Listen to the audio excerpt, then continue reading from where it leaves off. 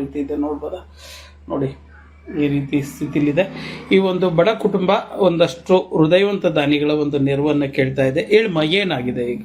Liver problem ಅಣ್ಣ, liver operation ಮಾಡ್ಬೇಕು ಅಂತ ಹೇಳವ್ರೆ.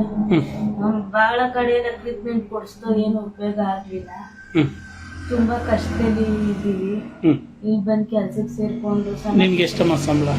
ನನಗೆ 12,000 ರೂಪಾಯಿ ಕೊಡ್ತಾರೆ. ಓಕೆ. ಈಗ ಟ್ರೀಟ್ಮೆಂಟ್ಗೆ ಇದಕ್ಕೆಲ್ಲ ಏನು ಆಪರೇಷನ್ಗೆ ಹೇಳಿದಾರ? ಆಪರೇಷನ್ಗೆ ಲಿವರ್ ಕಸಿ ಚೇಂಜ್ ಮಾಡಿಸ್ಬೇಕು ಅಂತ ಹೇಳವ್ರೆ. ಎಲ್ಲೇ ಹೋದ್ರು ಜಾಸ್ತಿ ದುಡ್ಡು ಕೇಳ್ತಾರೆ ಅಂದ್ಬಿಟ್ಟು ನಾನು ಎಲ್ಲೂ ಕರ್ಕೊ ಹೋಗ್ತಾ ಇಲ್ಲ. ನಾನು ಸಣ್ಣ ಪುಟ್ಟ ಟ್ರೀಟ್ಮೆಂಟ್ ಕೊಡಿಸ್ತಾ ಇದ್ದೀನಿ. ಯಾವತ್ತೂ ಏನು ಇದಾಯ್ತಲ್ಲ, ತುಂಬಾ ತೊಂದರೆನೇ ಆಯ್ತಾ ಇದೆ. ದಯಮಾಡಿ ಹೃದಯವಂತ ದಾನಿಗಳು, ನಿಮ್ದೇನಾದ್ರೂ ಬ್ಯಾಂಕ್ ಅಕೌಂಟ್ ಇದೆಯಮ್ಮ?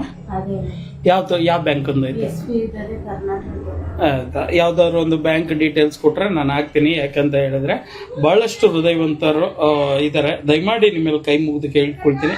ನೀವು ಒಂದು 10 ರೂಪಾಯಿ ಕಳಿಸ್ತಿರೋ, ಒಂದು 100 ರೂಪಾಯಿ ಕಳಿಸ್ತಿರೋ, ಒಂದು ಹೊತ್ತು ಊಟದ ಹಣ ಕಳಿಸ್ತಿರೋ, ಅಥವಾ ನೀವು ಕುಡಿಯುವಂತ ಒಂದು ಕಾಫಿ ಇದು ಏನಾದ್ರು ಕಳಿಸ್ತಿರೋ ಏನೋ ಗೊತ್ತಿಲ್ಲ. ಆದ್ರೆ ಖಂಡಿತವಾಗ್ಲೂ ಈ ಒಂದು ಕುಟುಂಬ, ಇದೊಂದು ಜೀವ ಉಳಿಸ್ಕೊಳ್ಳೋಕೆ ನೆರವಾಗುತ್ತೆ. ದಯವಿಟ್ಟು ಯಾರಾದರೂ ದಾನಿಗಳಿತ್ತು ಅಂತ ಹೇಳಿದ್ರೆ ಈ ಒಂದು ಕುಟುಂಬಕ್ಕೆ ನೀವು ಸಹಾಯ ಮಾಡಿ ಅಂತ ನಾನು ಕೇಳ್ಕೊಳ್ತಾ ಇದ್ದೀನಿ.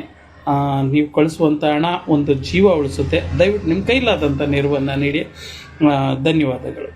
ಹೆಚ್ಚಿನ ವಿವರಗಳಿದ್ರೆ ಖಂಡಿತವಾಗ್ಲೂ ನನಗೆ ಕಾಲ್ ಮಾಡಿ, ನಾನು ಇವರ ಸಂಪರ್ಕವನ್ನು ಕೂಡ ನಾನು ಒದಗಿಸ್ತೀನಿ. ಆಯ್ತಮ್ಮ, ಬೇಡ. ದೇವರು ಯಾವುದೋ ಒಂದು ರೂಪದಲ್ಲಿ ಬಂದು ಕಾಪಾಡ್ತಾನೆ. ತಾನೇ ಕೆಳಗಿಳಿದು ಬರಲ್ಲ, ಆದರೆ ಒಂದಷ್ಟು ಜನರ ರೂಪದಲ್ಲಿ ಖಂಡಿತವಾಗ್ಲೂ ಬರ್ತಾನೆ, ನಿಮ್ಮ ಕೈ ಹಿಡಿತಾನೆ, ಕಾಪಾಡ್ತಾನೆ ಅನ್ನೋದು ನಂಬಿಕೆ ಇದೆ. ಆಗುತ್ತೆ, ಒಳ್ಳೇದಾಗುತ್ತೆ, ಖಂಡಿತವಾಗ್ಲೂ ಚೆನ್ನಾಗಾಗ್ತಾರೆ. ಆಯ್ತಾ? ಆಯ್ತಮ್ಮ.